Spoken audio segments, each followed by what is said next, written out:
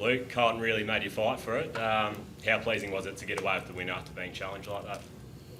Yeah, we've been challenged a few times over the course of the year, and early in the year we weren't responding too well. So it's another one where we've been able to come again and really pleasing. Obviously, some of the guys who haven't played a lot of footy really stood up and helped with momentum late, and doing different things and tweaking little things here and there, and boys doing.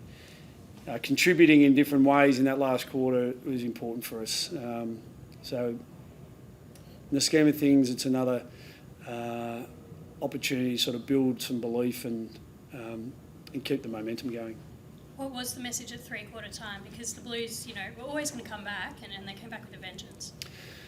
Yeah, well, we all thought we just lost a little bit of composure in that third quarter. It felt like even when we got the ball in our hands or there was a ground ball that wasn't necessarily contested, we were just a little bit caught up in what was happening in the environment and the atmosphere in the game, and the main message was to keep our composure. And last week we were able to settle and come again, but GWS didn't hit the front last week, so for us to respond after Carlton hit the lead it's a different circumstance, and credit to our players, they absolutely did stay composed and worked extremely well together. How important was Arthur Jones in wresting back the momentum at the end there? He seemed to use his speed really well in that last quarter. Yeah, Arthur was really important in that last quarter. The electricity in his legs and the intensity, at that stage of the game. And I mentioned the word composure, for him to have the wherewithal to be an influencer, to have that assertive mind and, create goals through winning loose footy and competing for balls that were disputed. And he's not a big frame, Arthur, but he's got a lot of courage, and he was critical to proceedings in that last 30 odd minutes or however long it went. No Adam Treloar tonight, but Bailey Smith on the inside and Tom Liberatore. How'd you see that all work out? Yeah, well, Bailey's been building. He had a bit of an interrupted pre-season, and as did Adam. But, I said in the press conference before the game when we were out, in Braybrook at Skinner's Reserve, and that, I said to the boys, Adam's going to be a loss. He's been an influential player. He's had an outstanding start to the year. So we needed the boys to shuffle and impact in probably upscaling their roles. And Bailey was probably the obvious one that took on a little bit more responsibility in centre bounce, and they were all really great contributors. And I think at different times each midfield got on top of fraction. Obviously in that third quarter we felt like Carlton's midfield had a say, but it was tremendous for the boys to sort of pull it together and really click again in that last quarter. Great credit goes to all of them. Do you feel the Blues are more creative, Bevo, in that third term? Because they got on top in uncontested positions. Was it them playing more creative, or they were just finally able to do what they were trying to do and couldn't do, I guess, in the first half?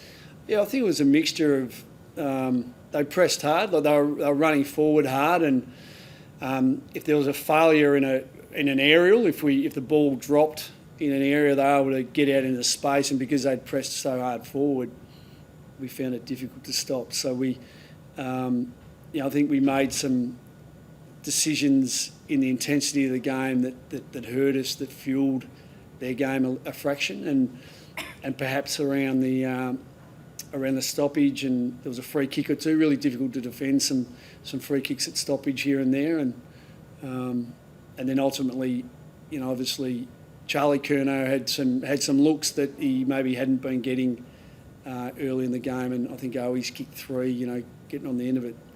So partly their press, and they were able to steady, and credit to them, but ultimately it was great to see that we could prevail. Liam Jones on McKay, we've been pretty happy with that, because obviously goals, and I guess a big night for Jones he played against. Yeah, he's been so important for us this year, Liam, and he had McKay for large portions of the game, and he had Charlie Curnow for others, and thought those key defenders, between him and Gardy, Alex Keith, thought they managed that situation really, really well. But I thought in the first half, we left some score out there, but our high defenders in Ed Richards, Bailey Dale, Jason Johannesson, their springboard and their rebound and their overlap off half back and the way they use the footy set us alight a little bit without getting much reward. You don't like to play that back half counter-offensive game. We just couldn't get enough in plays in our front third, and we couldn't pressure their shape. So we didn't win in the method that we'd like to, but ultimately, we'll continue to go to school on those things and look to improve. I think a lot of people assumed James O'Donnell was going to play in that defensive group after he played there in the VFL. Was that something that you'd planned for a while to play him forward? Well, he can play in a lot of areas. I mean, the main purpose, other than the fact that we know that James is going to be an influential player over the journey, but the main purpose is to inject him into our team to make sure he experiences AFL footy. I thought he had some really good involvements here and there, and also it allowed us to do some, one or two things with Rory, with his role, and so that ultimately, obviously we took James off. And when you're playing your first game, doesn't matter what sort of athlete you are, it takes a fair bit out of you. And Lockie McNeil played a pretty important team discipline role in that last quarter. So great that James has been able to make his debut, and I'm sure there's many more games ahead for him. I was going to ask.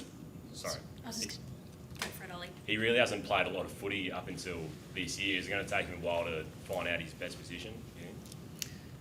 Yeah, look, like with all our younger guys, there's still huge room for growth, and as there always is with young players who are making their debut.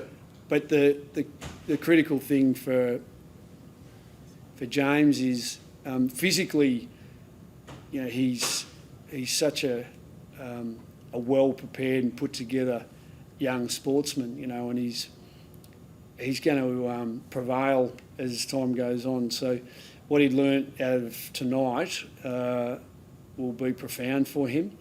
But it's the craft stuff, whether you're forward or back. It's just little things. It'll be strength over time, but you've got to start somewhere. And as I said, I thought he was early. He may have been a bit tentative to fly against some of his teammates, but then once he really let go, you could see that he could jump and compete and contest. He almost dragged down a couple that he'll take over the journey. Just on Rory Lobb, how did you see that time on the wing? I'll have to go and look at it.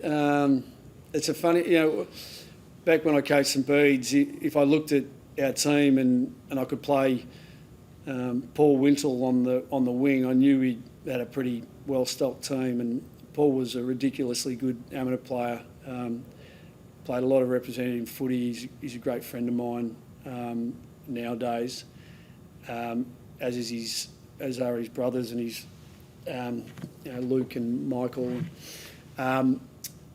But so I looked at our team this week, and Rory's played wing, historically. He played a little bit of wing at GWS, and we've trained a little bit of that during the course of pre-season, and he has spent a few minutes there already that you may not have noticed. And tonight we went for a bit longer, mainly early in the game, and it's something that's there for us, and he can challenge you at either end of the ground. So we'll look to do that at different times.